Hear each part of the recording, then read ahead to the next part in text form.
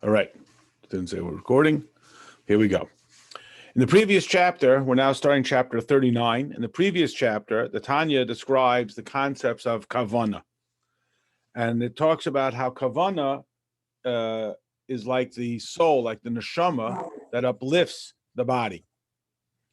And there's two essential types of kavana. There's the kavana that is born of the intellect, like the nefesh elokis. That is, we think about the infinity of Hashem, which so stirs our heart to feel a desire to be aligned and associated and connected with Hashem.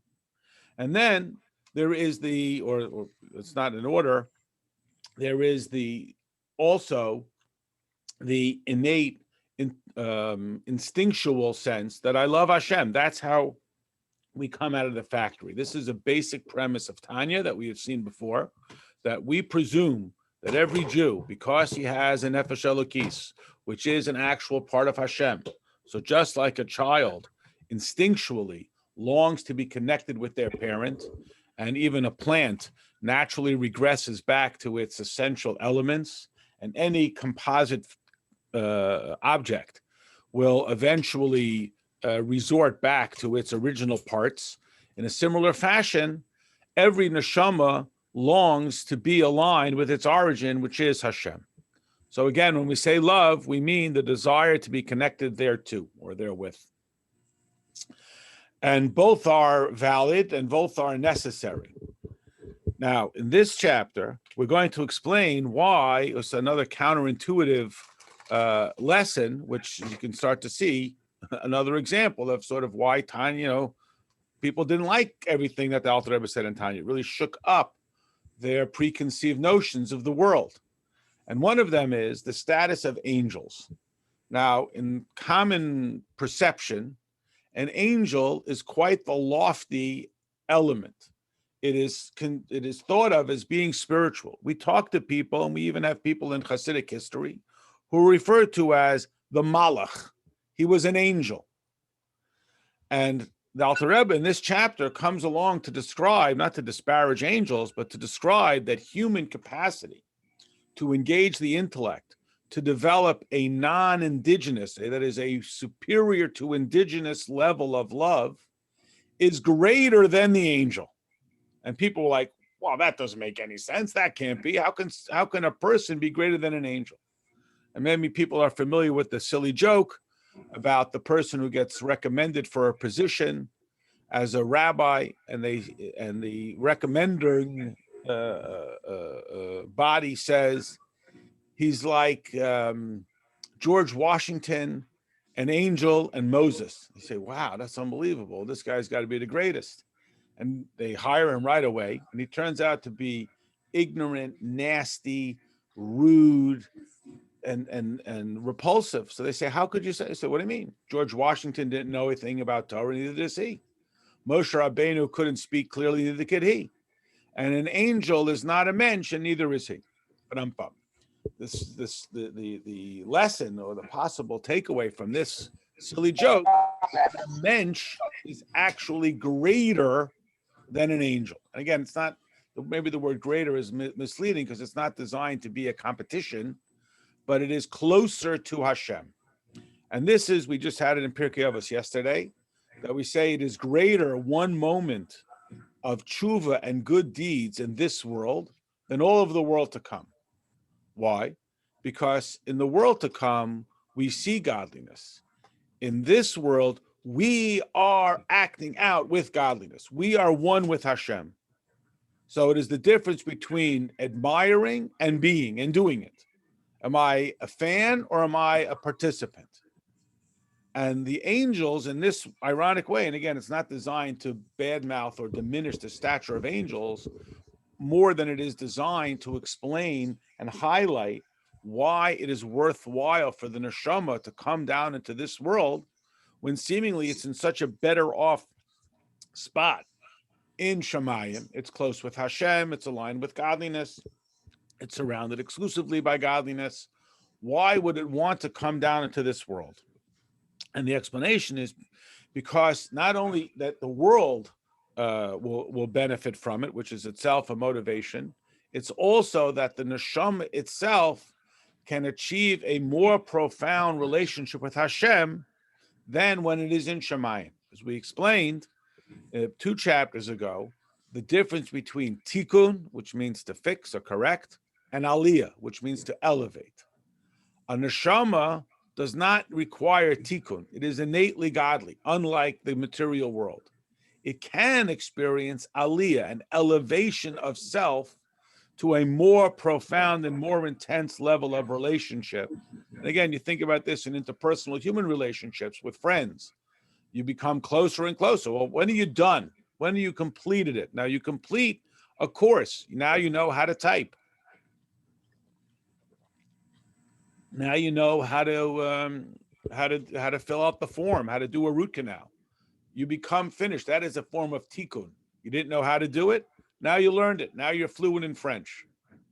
Aliyah is the never-ending capacity to always be in a more profound alignment with the infinity of Hashem. So it doesn't require fixing. It can experience aliyah. And that is distinctively through the engagement of the intellect. And again, intellect doesn't mean how many pages of the Talmud you know by heart. It means your capacity to engage your imagination, to be connected and aligned with something that is greater than self. And in that manner, to be so inspired, I guess is the word, or so transformed as to feel a more passionate sense of love with Hashem. The layout of this parak is essentially going to be 3 parts. There are the tzaddikim who serve Hashem with that innate level of love, ava and yira, that is natural, teva. And again, in certain perspectives in Hasidus, we see nature as a starting point. It's like being tall. It's not an accomplishment. It's the consequence of a gift that Hashem gives you. On the other hand, and thus our focus is commonly about developing beyond just our nature. On the other hand, as we know just from life experience, a person's natural talents can atrophy if they are not exercised enthusiastically. So to say that I have the natural love of Hashem, from one perspective, maybe, so what did you do? How have you added any value? That's how you came out of the factory. That's the way you got made. So you have a natural love for Hashem. It does not seem to have been any type of value add. On the other hand, as we know, statistically, that natural love of Hashem will be calloused and beaten down by a world that tells you it's all about yourself, and it's all about maximizing what you want for yourself, and it's all about self-expression, and it's all about the development and acquisition. And if a person can maintain that natural level of love, there is, in fact, a great accomplishment there. It is a value add. We're going to talk about the greater tzaddikim, who are a merkava. They have totally forfeited, or not forfeit is the wrong word, they have totally overcome any sense of their own self-driven desire, and they are a completely surrendered tool to the infinity of Hashem. And then we're going to speak about what happens if we don't sort of keep it churning at that level, even though we're doing everything right. And remember, the original audience of the Alter Rebbe, and essentially the audience of the Alter Rebbe for perpetuity, is people doing the mitzvahs. But what happens if we are not constantly churning and growing? Then we are regressing. As soon as we think we can just coast, we wind up like Woolworths and U.S. Steel and General Motors. They run the world, but they're still making things like it's 1983. Because in 1983, it was great, but it's not 1983 anymore. And as we have often pointed out, why does the Alter Rebbe mention the avodah of tzaddikim, the manner of service of the tzaddikim, in this book, which is the book for Beinanim? We're not expected to be tzaddikim. So why does he, quote, bother to include what it's like for tzaddikim? So our explanation is twofold. On the one hand, we can aspire to it. Aspiration, not expectation. We can look for it. We can hope to achieve it. We can yearn for it. We can reach for it. And maybe some of it will. And it becomes a model. Just like a person might listen to the great composers when they're just learning how to play the piano. But you can learn things from it. You can pick up from it. In a similar manner, when we learn about the avodah, the method of service of the tzaddik, we too can become somewhat modeled after their behavior. So here we go. And for this reason, what is this reason? The reason that we're talking about of the previous chapter is the quality of kavanah. And again, as a reminder, the significance of kavanah, that is the intent that I'm doing this for Hashem. Why do you eat matzah for Hashem? Why do I put up mezuzahs for Hashem? Why do I give tzedakah for Hashem? This model this objective is driven by the fact that Hashem appreciates the kavanah. That I'm doing it because Hashem wants, not just because I like to have kavanah and there's pep in my step and so on. That's good too. The kavanah is that Hashem wants me to do it because He wants me to do it, not because I decided it's a good idea, or even I want to do it. It's because Hashem wants it to be done. For this reason, we find that malachim. Now, we use the word malachim, and if you look, I think, in every translation, it translates it as angels. But it's kind of an odd phrase because Rambam, even in his book of halacha, so not only in the Kabbalistic writings, which we'll get a little bit of an insight to in the note that we'll get to, the term angels or malachim is a very generic term. It's like people. You use the term people. Yes, there's commonality to all people. They're human. That's their biological categorization. And yet people are very, very different from each other, not only in the way in which they manifest, but in their natural talents. Tall and short and male and female and smart and slow and so on, et cetera, et cetera. Well, the same is true within the term that we use generically as malachim. And you recognize it because we say it in the davening, Chayis HaKodesh, the holy living beings, Srafim, those that are on fire, etc. So the word malachim is a generic term, like saying people. And just like, yes, there are certain commonalities amongst all people, and yet they're not all the same. You can categorize them. The same is true with angels. Since this is not primarily a book of the Kabbalistic analysis, we're going to be speaking about malachim in a very generic sense.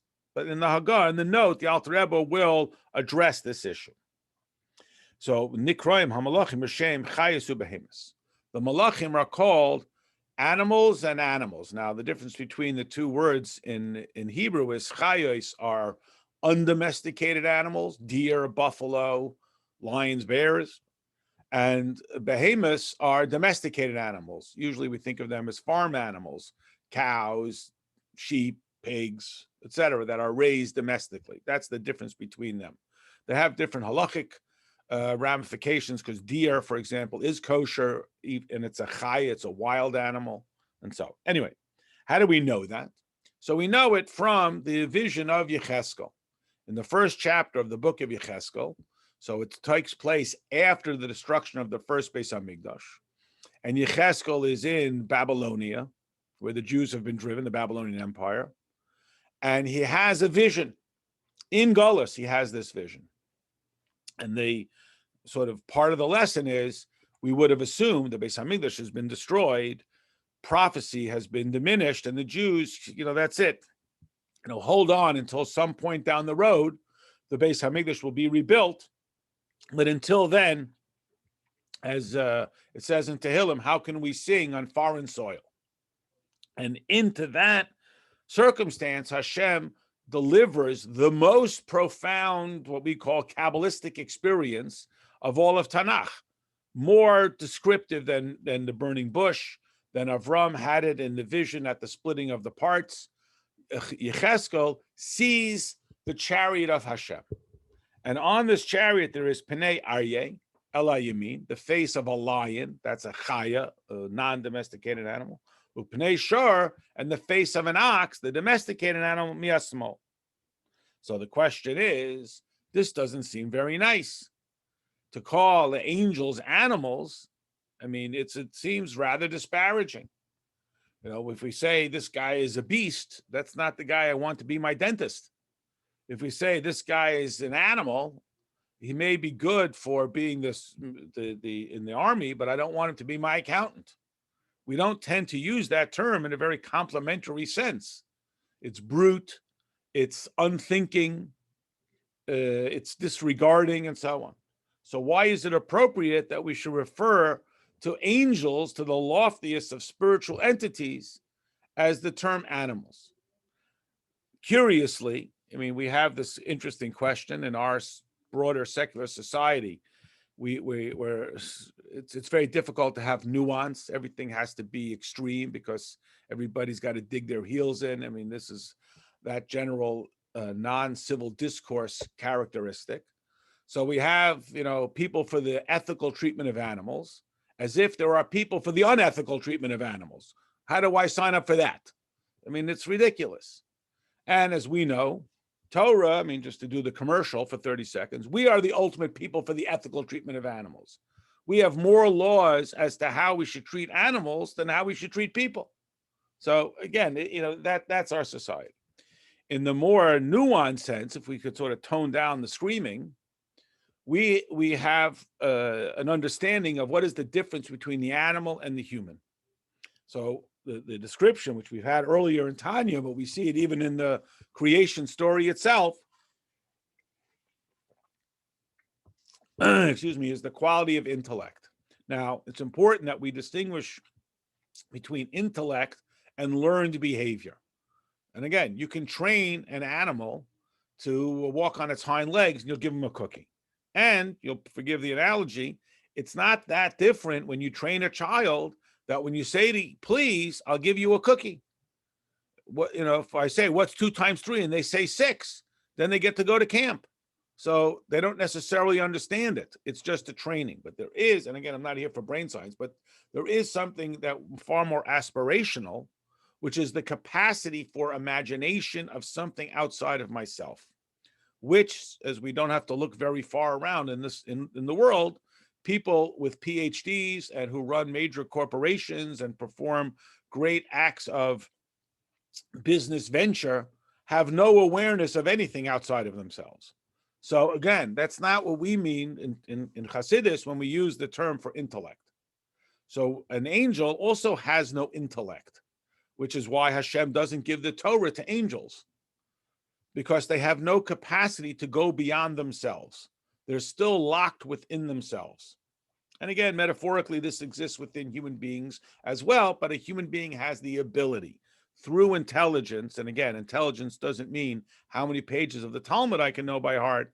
I can escape myself. It's the power of reading. It's the value of having the world filled with the knowledge of Hashem, not just the belief in Hashem, et cetera, et cetera, et cetera. So in this sense, animals and angels are the same. They are programmed. A dog does what it does. A tree does what it does. There is the story that we encounter angels early on in Chumash. You recall the angel who wrestled with Yaakov, the angels who visit Avram. And one of the common messages or themes of these angels is that they have one task. Hashem sends 3 angels to visit Avram, one to heal him, one to tell him that he's going to have a son, Yitzchak, a year later, one to overturn Sodom. So, of course, we ask the question, send one angel and he'll deliver all 3 messages. I can remember them. Why can't the angel? And the idea is that they are one-dimensional. When Yaakov Avinu wrestles with the angel, and he says, I won't leave until you give me a bracha, and he says, I can see that your name is not Yaakov, it's Yisrael. So Yaakov says to the angel, what's your name? And the angel says, essentially, we don't have names. We have a task. This now I'm Michal, the angel of kindness, me, Kakel, who is there like God. Tomorrow I'll be Gavriel. I'll be the rigid angel, the Gibor Kel. And then I'll be Doniel. I'll be the angel of justice, Raphael, and so on. They have no capacity. We find this. I mean, just to take that story one step further. After the story of Yaakov wrestling with the angel, we have the story of Yosef going to look for his brothers, and he thought they were in Shechem, but they weren't, and he meets a man, and it's the same term as the man that Yaakov wrestles with. But when Yaakov wrestles with him, he's Gavriel. He's the minister of Esav. When Yosef meets him and he tells Yosef where his brothers can be found, he is Michael. He's the angel of kindness because he's helping move the story along. He's directing Yosef to his brothers. So it's the same entity, but its character is completely straitjacketed into its mission. So it has no flexibility. It has no capacity to go beyond itself. They cannot make choice. Now, free choice is the most profound, whatever adjective we want to put on it, characteristic and doctrine of Torah. Without free choice, the whole thing makes no sense. You know, we had it again in Pirkei Avos yesterday. We cannot get it in our hands why the wicked seem to be at peace while the righteous suffer. That is predicated on free choice. I mean, if we didn't have free choice, there would be no idea of consequence. Hashem cannot punish me for not being taller. Also in yesterday's parsha, what is it that Hashem asks of you? Only that you should fear him. From whence the Gemara deduces that the only thing you really can control is your capacity to make choice. You can't control who your parents are. You can't control where you were born, where they sent you to school, what language they taught you, if you're left-handed or right-handed, if you're naturally sickly or healthy, et cetera, et cetera. The only choice we truly get to make is about our Yirah Shamayim, our fear of heaven. So an animal cannot make that choice, just like the angel. Today I'm assigned to wrestle with Yaakov. Tomorrow I'm assigned to help his son when he's lost. The same angel. It is exclusively at the character of its assignment. It has no capacity to go beyond itself. Now, on the flip side, of course, it also means it never violates its mission. Just like we may not like it that raccoons knock over the garbage, but it's not a violation. We may not like it that nature sends us a downpour when I'm planning my picnic, but it's not an immoral behavior. So it can't be what we would call moral ethical, and it can't be immoral and unethical. So in a world outside of holiness, we take nature because the alternative is an unnatural behavior, which is a bad behavior. But in Kedusha, nature is a starting point to be launched into art, to transform nature into art. And that's what angels cannot do, and that's what animals cannot do. Yes, beavers can build nests and dams and squirrel nests and so on,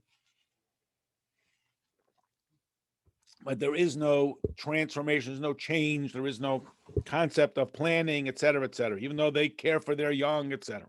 All right. Their love and fear is embedded in their character. Like an animal, it's instinctual. The animal is innately instinctual. It acts out of its instinct, and so does the angel. Now, again, as we mentioned, natural love. On the one hand, we say, well, of course you have natural love. It's natural. So what have you accomplished? Like you inherited it. On the other hand, sustaining and maintaining our natural love is an accomplishment. It's like holding your ground against a hurricane. There is a story I mentioned that Rabbi Yoel Kahn, who just passed away, talked about him on Shabbos. So he was a person who lived completely in the world of Kedusha. So he would travel around to give classes and teach Chassidus. So he didn't drive, you know, he came from that generation. So a bacher would drive him. So one time this bacher is driving him and it's a terrible snowstorm. And he's driving along, you know, as slowly as he possibly can in the snow and the wind. We've all had this experience. And suddenly, as he's on the highway, he starts to spin and the car goes into a complete spin, winds up doing a complete 360 and winds up right, in the same direction, miraculously does not hit the divider, does not come in contact with anything, and is pointed in the same direction. And the car comes to a stop, and the bacher is shaking, and he's, and Rabbi Yoel looks up from his sefer and he says, "Why aren't we going?" He's completely, okay, come on, let's go. So, this is that quality of nature. It's just, let's keep going. Here we go. Commercial cost of Barai Mehem, the Parshas Pinchas. And this is attributed to the Raya Mehemna. It literally translates as trusted shepherd, but it's a name of a book of the Kabbalah, as written as a commentary on the Parsha of Pinchas. Well, and for that reason, Milas Hatzadikim Gedolim Mihem. A tzaddik is greater than an angel. Now, again, why discuss angels in a book for Beinanim? To remind us that if you, quote, only have a natural love of Hashem, hey, you're like an angel, not so bad. So first and foremost here, the Alter Rebbe is underscoring the distinctive superiority of avoid of service of Hashem in this world. Not just, while we're here, we might as well do some mitzvahs so we don't kill each other. That is, the tzaddik who is able to overcome his nature and reach to a higher level is greater than the Beinani, greater than the angel. The subtext, which we're going to get to, is that even though I'm a Beinani, so I'll say, well, I'm not an angel and I'm not a tzaddik, so I guess this isn't for me. Excuse me, I got the wrong book. Sometimes it feels like they give out Hasidus and they made a mistake. This is not for me. This is for some holy guy. I'm not this guy. This is for holy people, not for me. And so the reminder is that, quote unquote, even if, and I say this with half jokingly, all you do is serve Hashem with your natural love and fear. So you feel like, well, I'm not a tzaddik. Yeah, but you're an angel. Not so bad. So that's the first. In addition, the Alter Rebbe is underscoring another core point. We know, and again, we dismiss it as being sort of not of the Jewish faith, although there is source material that could support this in Torah, that this world is just a place that we sort of tread water, and the really good stuff comes somewhere else. That never, we're forced to be in this world, so whatever we can do to avoid this world is to our benefit. Now again, there's source material to support this, that we should exile ourselves to a place of Torah, that we should avoid the worldly indulgences and so on. And yes, we all could eat a little less French fries and a little less indulgence. True, all true. And a core point that Hasidus commonly hammers home, which is derived right from here, is that it is greater in this world. It's not just, when you get to heaven, then you're going to get all the good stuff you want. And again, it doesn't even sound very Jewish because I'm partially exaggerating it in a silly way. Although this concept does exist within the world of Torah, that this world is just a big nuisance. And if Adam and Chava would have restrained themselves for a little longer, we wouldn't have to deal with it. While we're here, we'll patronize you and do some favors. But really, we're looking forward for when we get out of here and we get to the good stuff. When we get to the good stuff, then we're really going to have a party. I'm being silly. So here the Alter Rebbe is reminding us that the tzaddik who lives in this world, who's making this world a godly place, is in a more profound relationship than an angel. Not just that he's better than the world.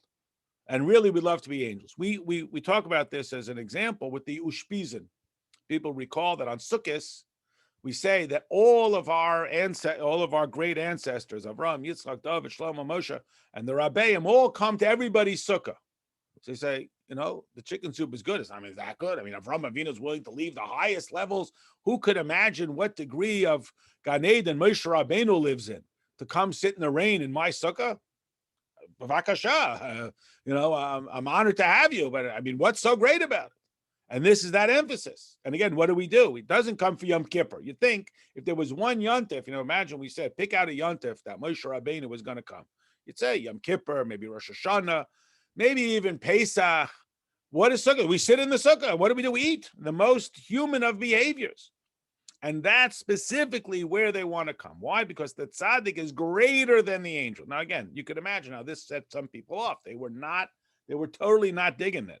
They were not into this mentality. And this was a big stretch of the Alter Rebbe.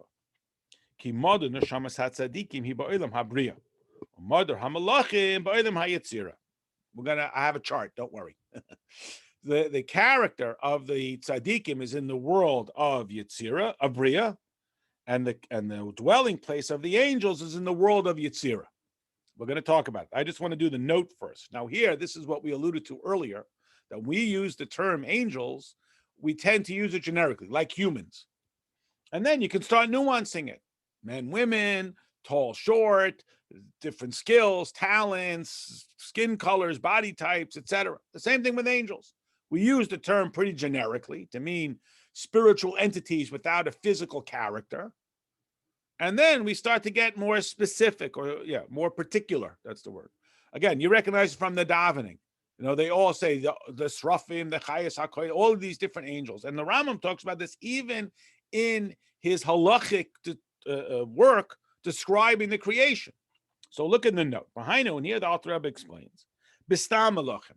This is when we talk about Malachim in the sort of generic.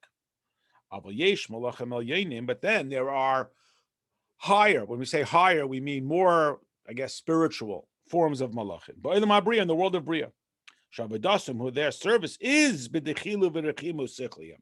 a love and fear born of Seichel. We're going to talk about this. As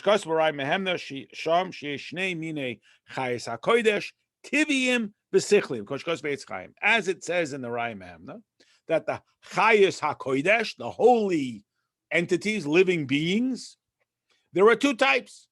There are those that act out of their impulse, and there are those that act out of their seichel. Impulse and seichel, which is what we're talking about here, nature and seichel. Now, in the story of the Malachim who came to Avram, and they then went on to Sodom, and Avram intervenes, and Hashem says he is going to destroy Sodom, but he's going to rescue Lot. So those Malachim are reprimanded. As you recall the story, that they come to Lot and they say, leave, because we cannot do anything until you leave the city of Sodom. And Rashi there points out that this was a form of reprimand, because the Malachim said something that suggested that they had independent authority over the destruction of the Sodom and Amorah. So they got what we call, sort of ahead of themselves. So they had to be reprimanded. So, of course, the question is, they're angels. How can they get ahead of themselves? In a contrasting illustration, we have the same thing with animals. You may recall that it says in Torah that treifa meat, which means meat that was slaughtered from an animal that turned out to be unhealthy, so it's a cow or whatever, and they shecht it and they find some disease. Lekelev tashlichanoisa, you should throw it to the dogs. So the Gemara asks the question, Rashi quotes it in his commentary, what did the dog do to win such a good prize? He gets all the treifa meat. Why the dogs? So Rashi says, because Hashem never forgets a favor. And during the death of the firstborn, the plague of the firstborn, dogs who usually bark around death did not bark. Again, we think of dogs in American society as being friendly pets, but historically they weren't. They were either sheepdogs or they were like these ferocious German Shepherd type of dogs. So dogs barking today in our society, at worst, it's a nuisance, but it's thought of as being cute. But that's sort of a Western experience, playful Snoopy and so on. Historically, dogs were ferocious and guard dogs and that kind of thing. So we asked the question the same thing. Dogs don't have free choice. So we explain that when an angel comes into this world, he can get a little sullied. And what's the ultimate or the basic characteristic of sulliness of this world? You start to think you're important. They made Blagojevich the governor, and he started to think he really was. He forgot that he was just a puppet. And on the flip side, when Hashem reveals himself, like it describes at the plague of the firstborn, I am not an angel, I am not a saint, that whole story, even the dogs get a little promoted and they become a little holier. They become a little more uplifted. So this is the standard sense of what we call angels. And again, the English word is really a distraction. Hopefully not, but my sins do I recall on this day. I also have been exposed to that sort of fairy tale, non-Jewish image of angels. That's a distortion of what we're talking about. So here again, the Alter Rebbe describes how a tzaddik, and again, even if I'm not a tzaddik, but it's an aspirational thing, a mensch is higher than an angel, and in our generic way of speaking. And the reminder being on the pushback that if I am only, and I use that term a little bit in quotes, serving Hashem with my natural intuitive love and fear, so I'm like an angel, not so bad. It half reminds me of a true story. There was once a certain person, he was talking to a chassid, a Lubavitcher, and he said to him, why do you make the Rebbe so great? He's great, but there's other great tzaddikim, other great people. You make him out like he's so great. Why? So this Lubavitcher says to the man, he says, look, tell me one Jew who has done so much for Torah scholarship, for communal awareness, for men, inspired women, children. Tell me one more. So the guy goes, what do you mean? Rabbi Akiva. So the guy says, okay, you want to compare the Rebbe to Rabbi Akiva? You got me. I'll accept it. So if we say, well, you only serve Hashem with the natural love and fear, so you're like an angel. All right, I'm like an angel. You got me. I'll take it. So it's a similar type of mentality. So I want to finish this line, and then we're going to come back and we'll hopefully explain it a little better. So the Alter Rebbe has laid out for us that a tzaddik serves Hashem at the level of Bria, and the angels at the level of Yetzirah. You recognize the terms, but we'll nuance it out a little bit more. But here he explains it after the note. What's the difference between them? Who? In the world of Yetzirah, which is the angel world, there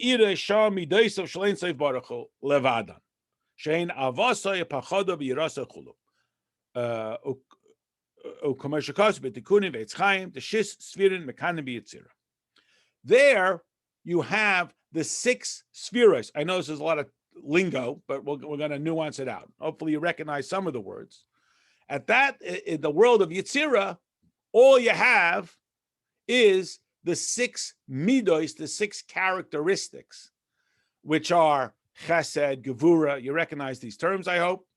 And that's why the angels, they serve, they're emotional. They love Hashem, they fear Hashem, but there isn't an intellectual. So there is the angel of chesed, that's Michael, Mikakel. Who is there like God? What is God's most basic element? He's undefinable, he's infinite.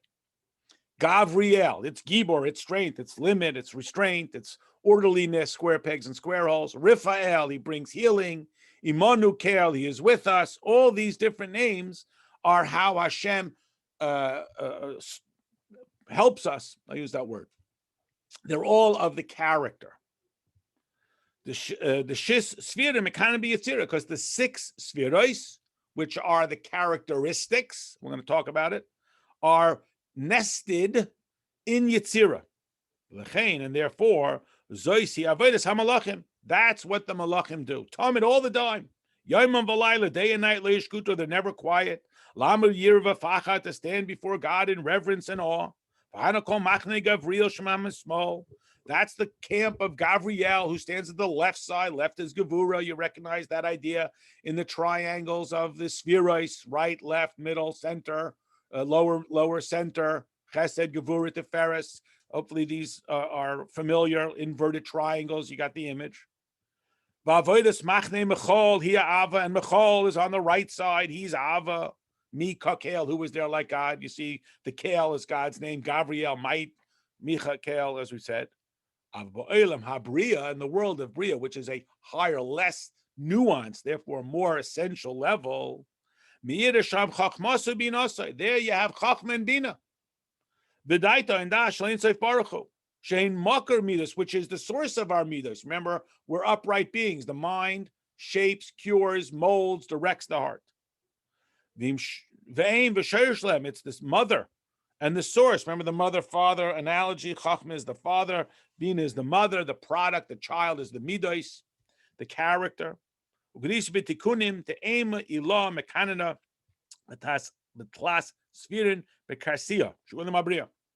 Like it says that the supernal mother, love saying supernal mother, don't really know what that means, but that is the concept of mother, not an individual mother, nests in those three spherois, Chachma, Bina, and Das. That's the conceptual idea where it gestates.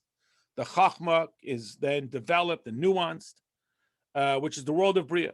And that's why who mother neshamas tzadikim. That's the character, that's the residence of the tzadikim. Who serve Hashem with love and fear that is drawn from their bina, analysis, and das, their awareness. The Gdula Saint Seif Baruch Hu of Hashem's, the translates as greatness, but it's almost silly, infinity. That's really the better word. Shavazu Nikarusa de Liba canal. This is the stirring of the heart. Rusa de Liba, Nas Levush Nisham by the Mabria. Shuganed Elyon Kilakaman, Koshkasa Bezoya Vayakel. And from the stirring of the heart, it then becomes enclosed in the neshama in this world of Bria, which is like Gan Eden, an awareness of Hashem. Gan Eden is not just where you have all the pleasures of the world. It's where you have awareness of Hashem, like we've talked about before. The ultimate Gan Eden is absolute certainty.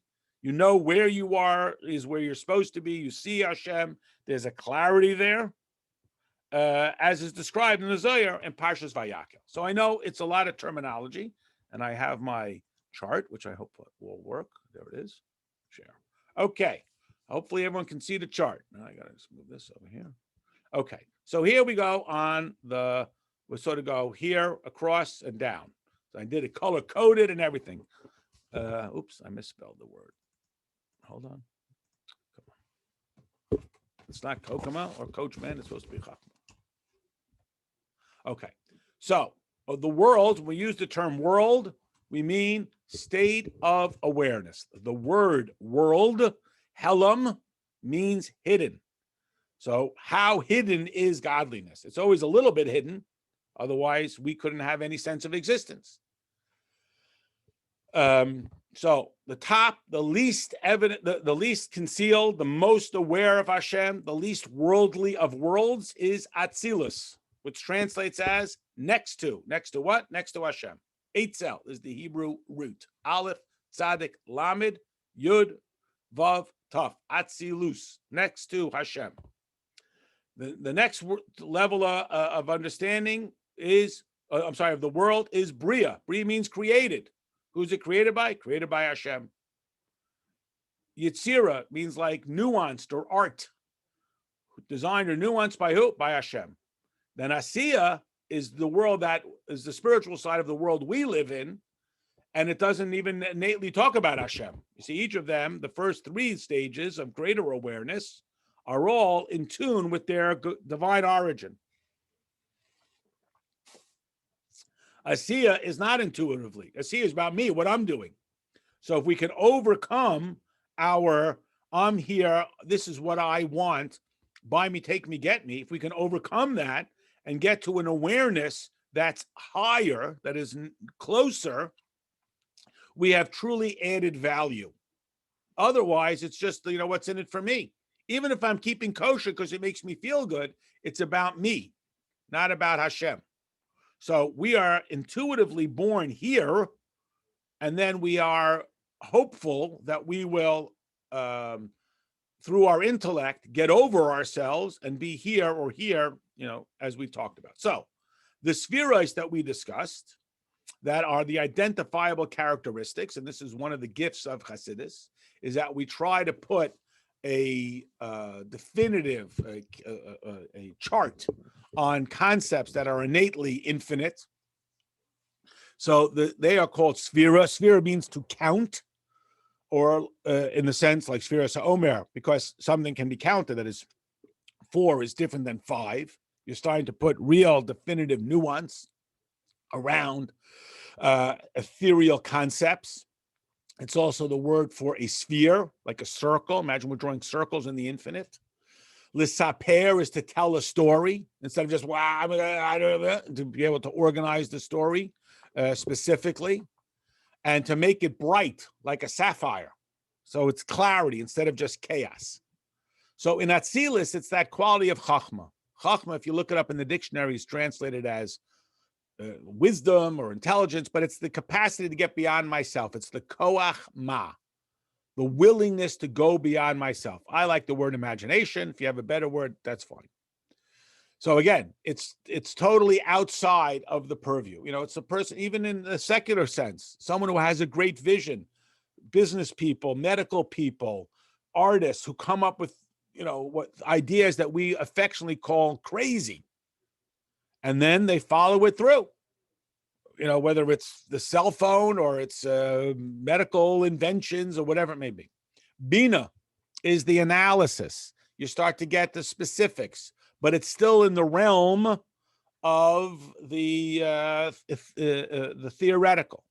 So this level here, Bria, let's see if I can highlight the whole thing. There we go. Bria is where the tzaddik lives. I should have put that in. I'll put it in now. This is where the tzaddik dwells. The next level is a little bit more particular, and that's the Yetzirah. In Yetzirah, it is what is called Zeir Anpin, which translates as the short face or unexpressed internal character. For example, I'm not, but let's imagine I am a kind person. Being a kind person is not a description of an action. It is internal. It's a character trait, even if at the moment I'm not acting out in kindness. So we say that person is a kind person. We're not describing their behavior. We're describing their internal character. So the angels live here. This is where the malachim live here, their emotional expression. So the angels are Michael, the angel of kindness, Gabriel, the angel of, I don't want to say, it's not harsh in a bad way, but of orderliness. It's the characteristic that they live in, but it's not necessarily manifest. So then we get here. This is our world, this one here. This is the spiritual world that we are born into. And the character trait there, the sphera, is malchus. Now, the word malchus comes from the word melech. So a melech, as it should be, we're not talking about, some fat guy with a mutton, abusing the proletariat for his own pleasures. We're talking about a true king, a true leader. He's got a duality. On the one hand, he must be greater than everybody else. I mean, he's got to know more. He's got to be better at it. I'm not going to revere a king who can't tie his shoes. He's got to be better.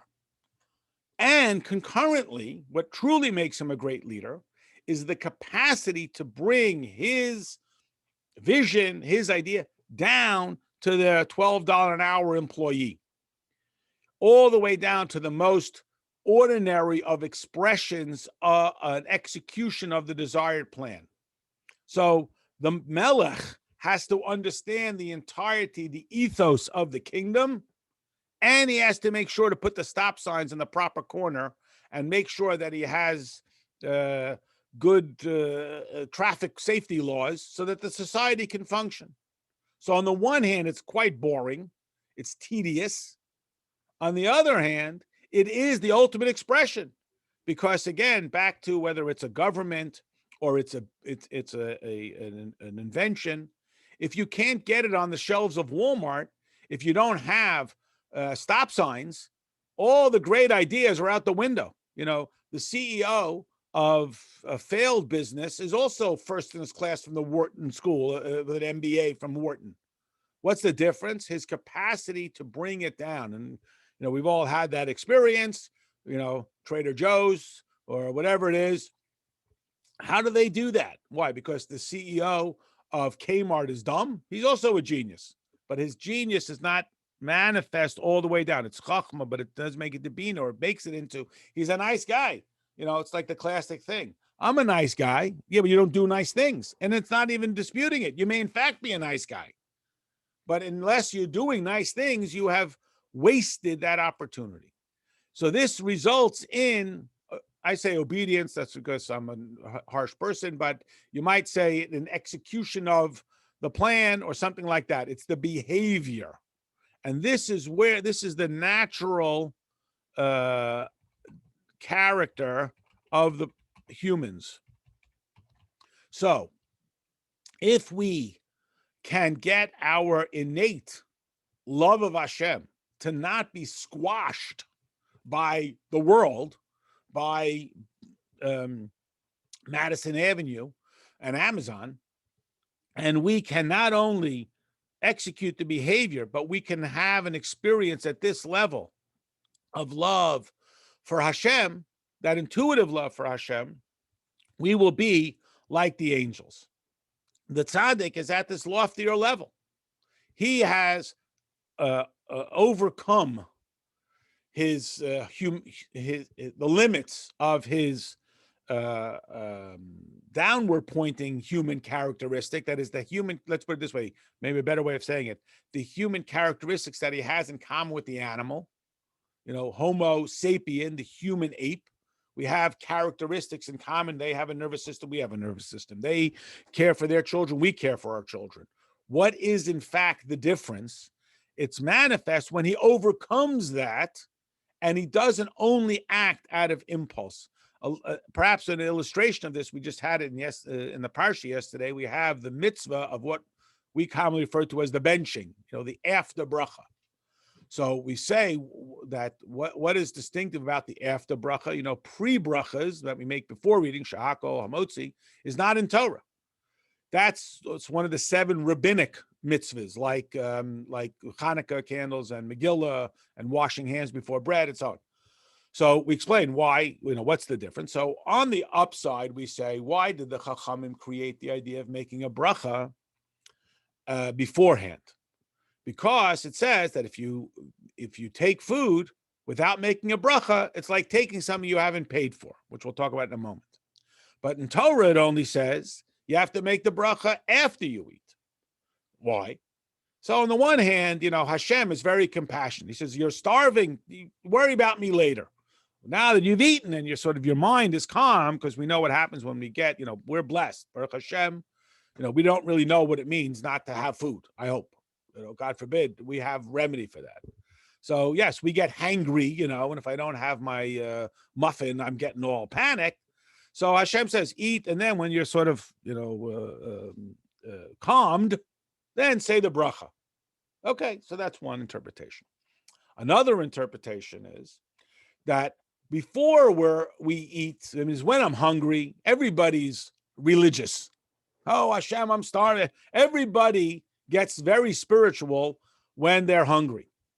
The challenge is, once I have it, like you see the psukim in that same parshas talk about what happens. We wax fat, and we get a little self-important, and we start to say the strength and might of my hand has created this wealth, and we get a little proud of ourselves. And when that happens, we're more likely, our heart gets uplifted, and that's sort of in a negative way. We get uppity, like we would say in English, and we forget Hashem. So when we're starving, we're all very religious. Oh, Hashem, I'm hungry. No atheist in a foxhole. When we've eaten already, then it's possible that we forget about Hashem. Why? Like an animal. So the dog will give you his paws, he'll walk on his hind legs, he'll do whatever you want. You throw him the cookie, he doesn't know you. He walks away, goodbye. In order to overcome that somewhat intuitive or natural consequence, it's just sort of the nature of it. We don't tend to make radical change when we're sated. Revolutions come of desperation more than they come of abundance, because when we have enough stuff, we're not all that motivated. It's like there's a joke. It says the South will rise again. No, they won't. They're too busy eating grits. That food is way too heavy. Who could get up in the morning when you're eating all that type of thing? Whatever. The concept being that we want to overcome that. And that's why Torah says after you've eaten, then you should bless. To finish that, because it maybe gives a rounder picture. The Chachamim came along, and again, the quality of Chachma came along and said, we're going to make brachas before eating. Hamotzi, shakel, that's all rabbinic. So, of course, it's very nice, just like we teach our children, say please, and then you say thank you. You have both. Please, can I have it? Thank you that I ate it. It's a good character trait, et cetera, et cetera. And then they use this very odd phrase. They say if a person eats without making a bracha, it's like stealing.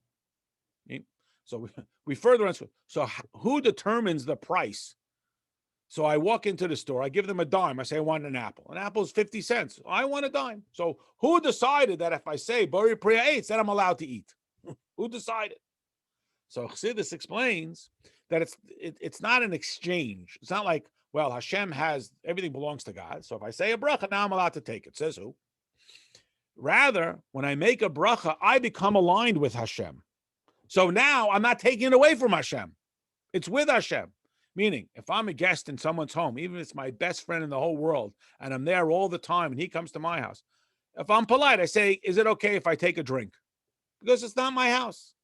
But if I live in my house, I don't say, is it okay if I take a drink? Well, because it's my house. So when I make a bracha, I'm not taking it away from Hashem. Now I'm one with Hashem. This is the quality of the tzaddik. So he overcomes his nature. All of us are expected to do that somewhat and not forget Hashem. Can we also become so aligned with Hashem that when I take the apple, it's not being taken away from Hashem, and now it's mine? How long was the bracha take? 0.6 seconds ago, it was Hashem's. I say, hates, now it's mine. Says who? It's that when I say hates, now I'm one with Hashem. Now I'm not taking it away from Hashem. Now I've become one. That's that quality to get over my intuitive sense of self. And that's why the tzaddik is greater than the angel. That's why when it says, for example, we mentioned the angels visited Avram, they pretended to eat. Why can't they just eat? Because they're not capable of doing that. They're not capable of eating. And that's a negative. We understand there's a positive quality. They're not dependent on food. They don't get tired. They don't need nutrition. It's embarrassing. We need to eat chicken. We need to eat fruits. We're dependent on tomatoes. God forbid the person is starving. We should never know from it. He's yearning for a tomato. It's embarrassing. Okay, but that's at the human level. Then there's another quality. He elevates it. The angel can't. Why do we eat tomatoes? Because we elevate it.